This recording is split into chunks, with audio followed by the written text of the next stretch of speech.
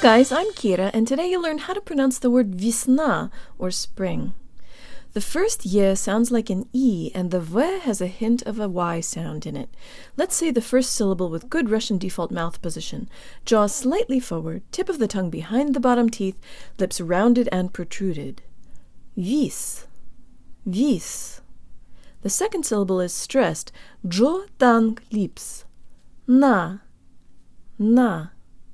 The way to make this word sound Russian is to make sure you really are shifting to a good default Russian mouth position and to de-emphasize the first syllable. It's not Весна, but Jo tang lips. Весна. Весна. Весна. Весна. Весна. That's it, guys. Be sure to subscribe on YouTube, share my videos, suggest a word, and check out my video course at unlockingrussianpronunciation.org, where I explain why some letters sound different in certain situations and how you can learn to predict and pronounce all of the subtleties. And if you teach Russian and you like my videos, please consider tagging me on Instagram so your students can see them too. Счастливо!